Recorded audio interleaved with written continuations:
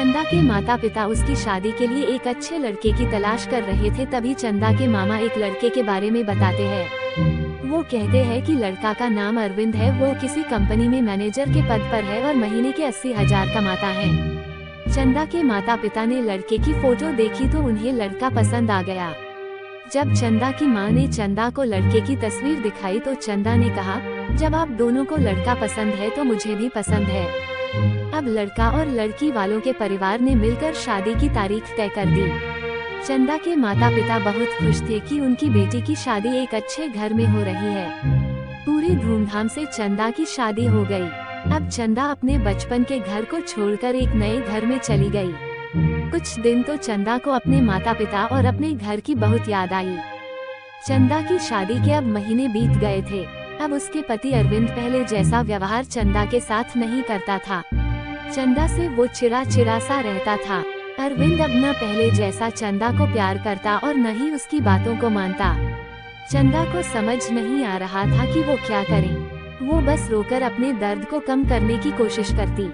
एक दिन चंदा को पता चला कि अरविंद सिगरेट पीने के बहाने छत पे जाता और किसी लड़की से बातें करता है। जब चंदा ने अरविंद से पूछा कि आप रोजाना छत पे जाकर किससे बात करते हैं, तो इस पे अरविंद ने जवाब दिया कि वो मेरे ऑफिस का फ्रेंड है, बस उसी से बातें करता हूँ और तुम अपने काम से मतलब रखो, ज्यादा सीआईडी बनने की जरूरत नहीं है। होली का दिन था। अरविंद के कुछ दोस्त उसके घर आए थे। सभी ने घर पर पार्टी किया।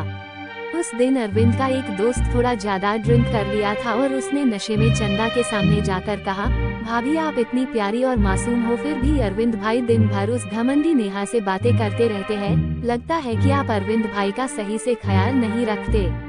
ये सुख चंदा का शक अब हकीकत बन चुका था। अगली सुबह जब चंदा ने अरविंद से पूछा कि ये नेहा कौन है और क्या लगती है आपकी? अरविंद, मैं तुम्हें क्यों बताऊं? चंदा, मैं बीवी हूँ आपकी। अरविंद, देखो तुमसे पहले वो मेरे लाइफ में आई। चंदा, तो फिर मुझसे शादी क्यों किया? अरविंद, बस तुम अच्छी लगी इसलिए शादी कर लिया। चंदा, अब तुम देखना मैं उस कामिनी लड़की को कैसे सबक सिखाता हूँ। नेहा को जब चंदा ने कामिनी कहा तो अरविंद ने गुस्से में चंदा को बहुत मारा और उसे कमरे में बंद कर दिया।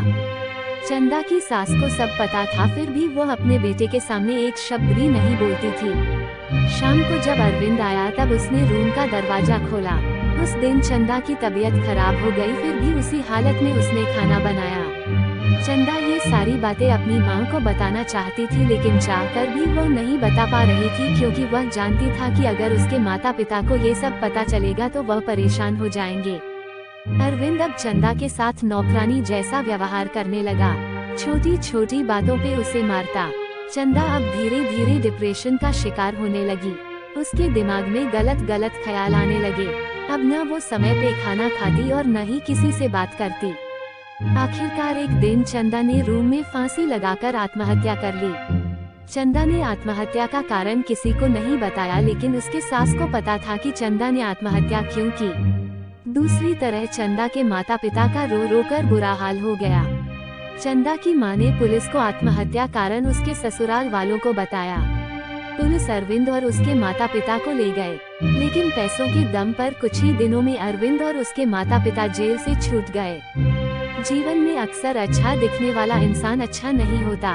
उसके अंदर कहीं न कहीं बुराई छुपी होती है और वही बुराई किसी की जिंदगी को बर्बाद कर देती है। कुछ ऐसा ही चंदा के साथ हुआ।